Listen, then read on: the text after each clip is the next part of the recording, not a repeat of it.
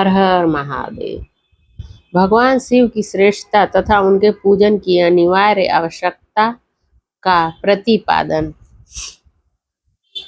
नारद जी बोले, ब्राह्मण प्रजापते, आप धन्य हैं, क्योंकि आपकी बुद्धि भगवान शिव में लगी हुई है। विधे आप पुनः इसी विषय का सम्यक प्रकार से विस्तार पूर्वक वर्णन कीजिए। ब्रह्मा जी ने कहा, तात एक समय की बात है, मैं सब ओर से ऋषियों तथा देवताओं को बुलाकर उन सबको क्षीर सागर के तट पर ले गया, जहाँ सबका हित साधन करने वाले भगवान विष्णु निवास करते हैं। वहाँ देवताओं के पूछने पर भगवान विष्णु ने सबके लिए शिव पूजन की ही श्रेष्ठता बतलाकर यह कहा कि एक मुहूर्त या एक क्षण भी जो शिव का पूजन नहीं किया जाता, वही हानि है, वही महान छिद्र है, वही अंधापन है और वही मूर्खता है। जो भगवान शिव की भक्ति में तत्पर है, जो मन से उन्हीं को प्रणाम और उन्हीं का चिंतन करते हैं, वे कभी दुख के भागी नहीं होते।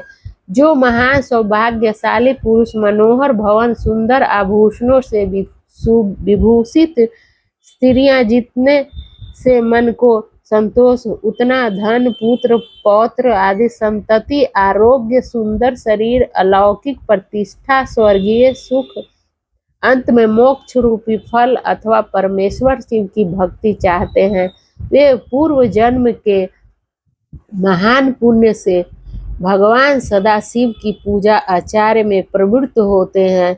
जो पुरुष नित्य भक्ति परायण हो शिवलिंग की पूजा करता है, उसको सफल सिद्धि प्राप्त होती है तथा वह पापों के चक्कर में पड़ता नहीं है। भगवान के इस प्रकार उपदेश देने पर देवताओं ने उन श्री हरि को प्रणाम किया और मनुष्यों की समस्त कामनाओं की पूर्ति के लिए उनसे शिवलिंग देने के लिए प्रार्थना की। मुनि श्रेष्ठ उस प्रार्थना को सुनकर जीवों के उद्धार में तत्पर रहने वाले भगवान विष्णु के विश्वकर्मा को बुलाकर कहा, विश्वकर्मन, तुम मेरी आज्ञा से संपूर्ण देवताओं को सुंदर शिवलिंग का निर्माण करके दो।